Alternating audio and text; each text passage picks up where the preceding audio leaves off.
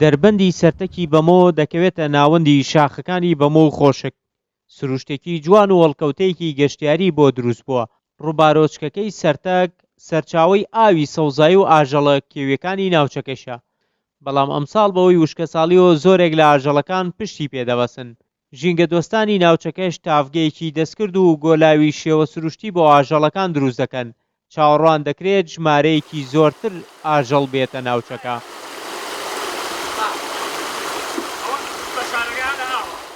شاخێکی دڵگیرەوە زۆربەی ئاژەڵە کێوی و باڵندە کێویەکانی لێ، بەڵام بەداخەوە لە وەردی هاوینە بە حکمەوەی کە کانیاوەکانی سەرچاوی ئاوەکانی کەمن، شاخێکی وشکە ناو دەربەنی سەرتەک ئاوی لێە. بۆیە ئەمە وای کردو کە ئەو ئاژەڵە کێویانە ڕێگایەکی زۆر دوور بپڕنەتە شاخەوە کە نزیکەی کیلۆمەتر و نیو بێنە خوارەوە بۆ ناو ئەم چەم و دۆڵە بۆی ئاو بخۆنەوە. ڕەنگە لەم ناوچەیە بمێنەوە چکۆمە شاخ ئەمتیدادیە ئەتوانە ئەم بەرەوبەرکەن ئەو کاتە وەکو پارکێکی سروشتی پێدێ و هەموو خەممان توانین بێن سەریام کرد شتێکی جوان. ئێمە وەکەوەی کە پرۆژێکی گەشتیاریمانەیە بە ناوی هەوارگەی میلی سەرتەک لە تەنیشت بازگەی سەرتەکە، بەرامبەر ئەم شوێنەیە کە ڕۆژانە ئاژەڵە کێویەکان دێنە خوارەوە بۆ ئاو خواردن و بەهۆی ئەوە کە مەترسیان هەبوو نزیکی جارەکە ئەبوو بۆ ئاو خواردن ئاهاتن.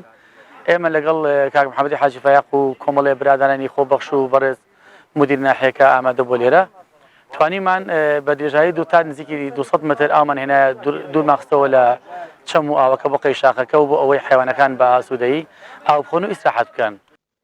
ئێرە دەبێتە پارکێکی سروشتی و با کامێرا کۆنتڕۆڵ دەکرێت و لە نزیک پارکەکەیشەوە بازگەیەکی بەڕێوەبەرایەتی پۆلیسی گەرمیان و ئاسایش بوونی هەیە. ڕاوچی ناتوانن زیان بە ئاژەڵەکان بگێنن. بەڕێوەبەری ناحیمەدان دەڵێت پشتگیری پرۆژەکە دەکەین، داوا لە حکوومەتیش دەکەین هاوکاری پرۆژەکە بکات. ناوچەی گەشتیاری هەندێک وڵاتبانەیە کە وڵاتی گەشتیاری و داهاتێکی باشیان بۆ گەشتیاری هەیە و بە شێوەیەکی گشتی سنووری گەرمیان تاکە شوێن و باشترین شوێنی بۆ گەشتیاری ئەیرێ.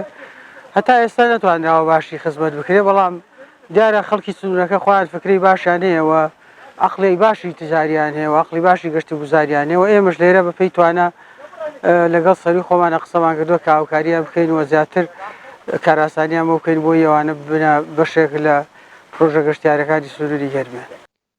دروستکردنی ئەم پرۆژەیە تەنها 4 ڕۆژ دوای ئەوە دێت کە شارپرێس لە راپۆرتیشی مەیدانیدا دۆخی هەردوو شاخەکە و کۆچی گیاندار و ئاژەڵە کێویەکانی ناوچەکەی ئاشکرا کرد. بە جۆرێک ژینگە پارێزان و شارەزایان پێیان وابوو سروشتی ناوچەکە بەو هۆیەوە گۆڕانکاری بەسەردا دێت و ژمارەی ئاژەڵە کێویەکان بەرەو نەمان دەچێت. ڕێبین محەممەد، شارپرێس، ناحی مەیدان.